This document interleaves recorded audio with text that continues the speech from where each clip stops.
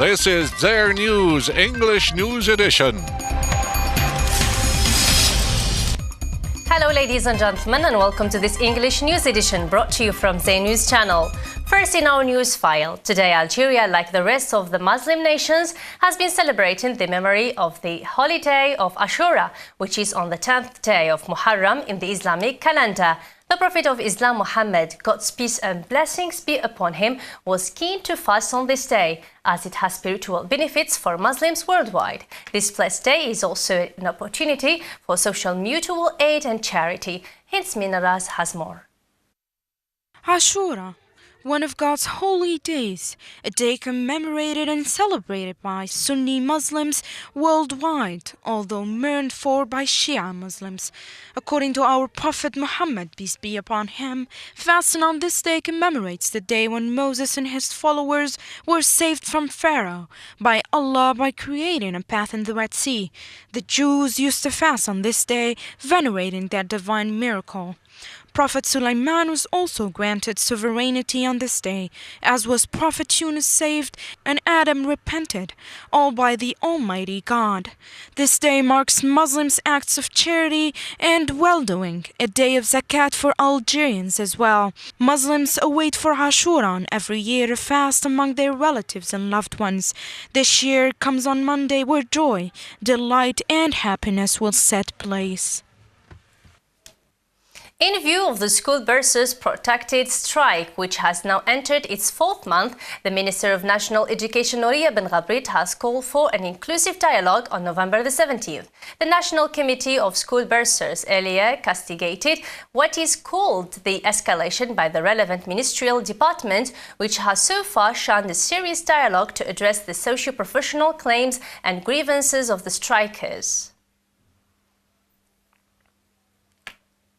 In sports news, Prime Minister Abdelmalek Sellal was presented during a ceremony here in Algiers the trophy of the African Champions League by ES Sétif captain Farid Melouli after the meritorious final win over DR Congo's AS Vita club Saturday night at Mustafa Chakr Stadium in Blida. Medals were also awarded to the referees and players of the two finalists in the presence of the President of the Confederation of African Football, Mr. Issa Hayatou, and the Algerian Sports Minister, Mr. Tahmi. In other national news, the Forum for Consultation and Monitoring, which includes several opposition parties and political figures, held here in Algiers broad-based meeting at the headquarters of the Movement of Society for Peace, MSP. The participation in this encounter spoke about the need for what they termed a democratic transition and streamlined their respective positions on the political front.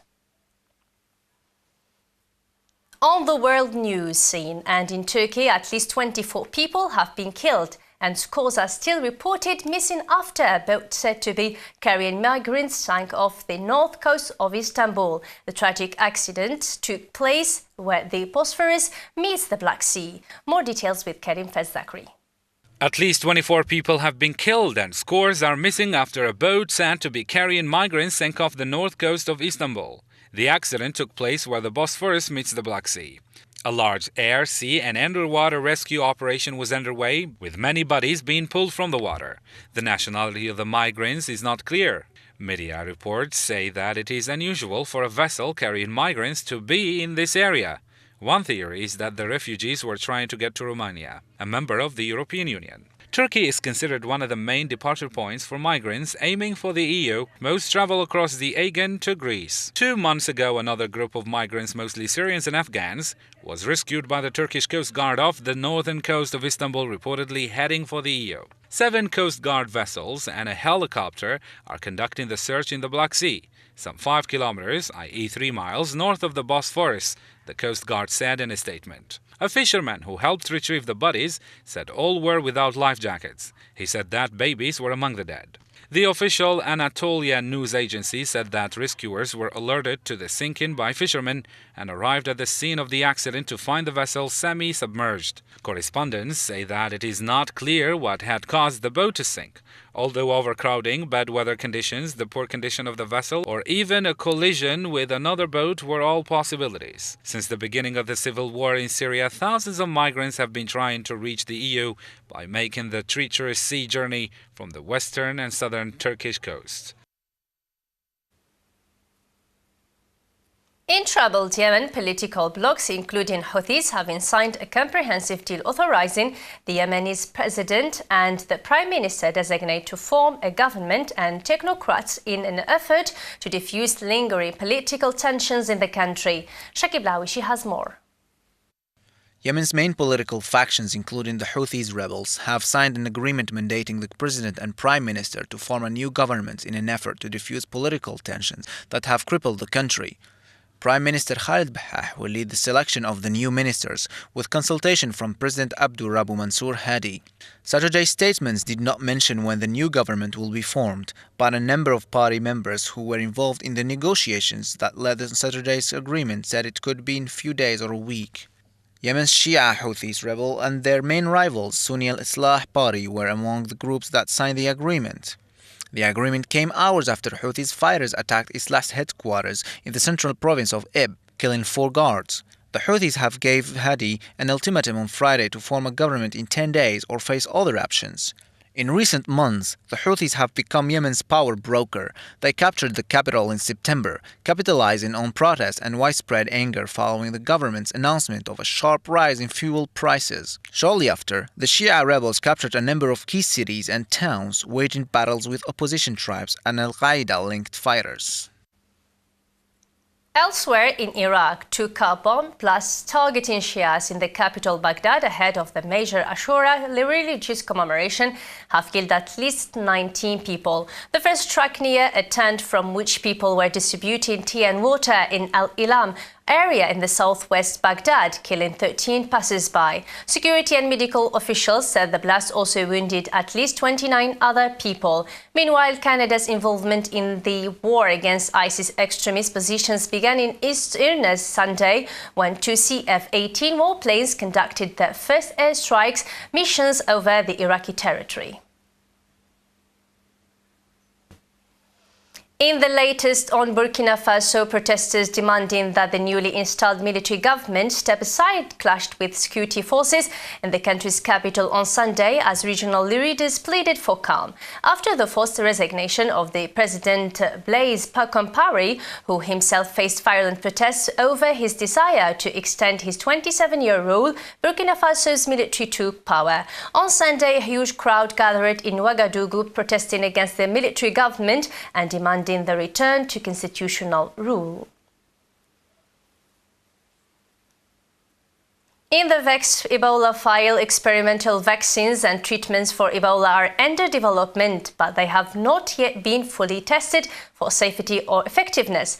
Recovery from Ebola depends on good supportive care and the patient's immune response. Osama Snoussi has more. The Ebola outbreak continues to grab headlines as one of the most aggressive diseases known to man continues to sweep through Western Africa. Effective treatments have been developed since the 90s, but have only ever worked on monkeys and rarely getting into the human testing stage for a variety of reasons. But how do we treat such an aggressive, fast-moving and deadly disease? First, you have to understand how it attacks the body. Despite showing many symptoms with flu-like diseases, unlike the flu, Ebola attacks the entire body, whereas influenzas tend to attack one area like the lungs, making it far easier to isolate the treatment. So you need a vaccine that hits the entire body, which is where T-cells come in. The most effective treatments so far have used T-cells to carry a protein from the Ebola virus into the body to trigger an effective reaction from the immune system. But still, there is a long testing process with GlaxoSmithKline, who now owns this treatment, saying it probably won't be ready to vaccinate people with until January. This remains the closest we have to an effective treatment that could be rolled out, but even then the number of vaccines that could be available is well below the numbers of being infected every day. Despite a damning report on the reaction of the WHO to the early stages of the outbreak, a combination of screening, prevention and the rapid push to test new vaccines seems to be the only strategy available.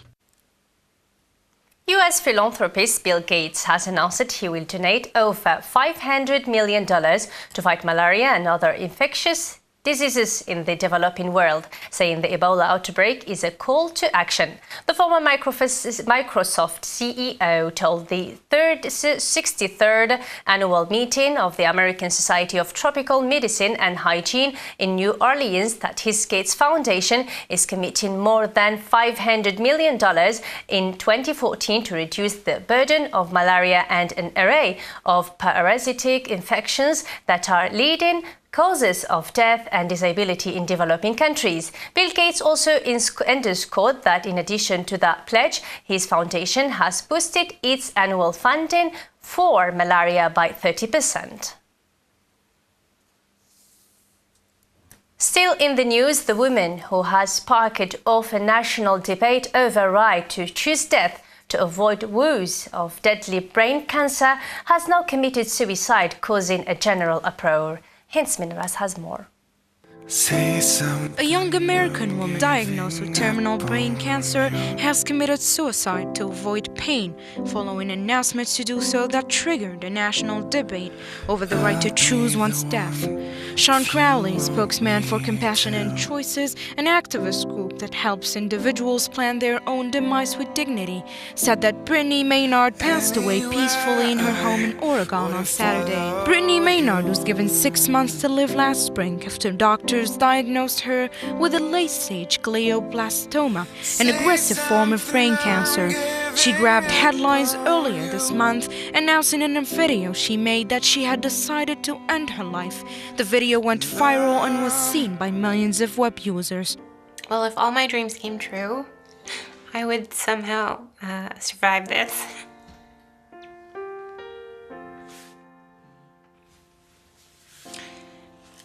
Maynard leaves behind her husband, her mother, and her stepfather. Maynard's friends and family and her supporters took to social media Sunday to grieve.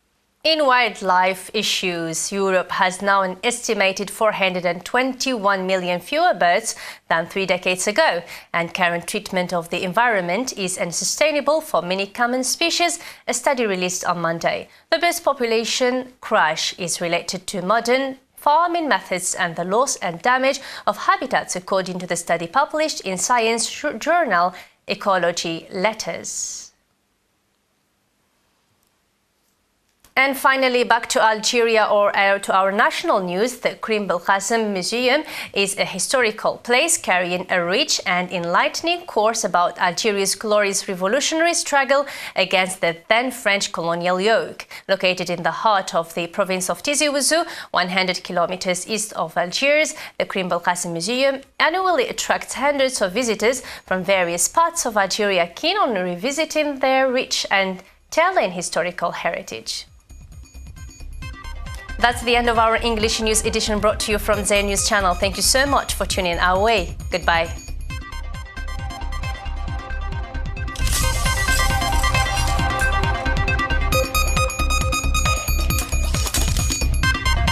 That was Dzair News English News Edition.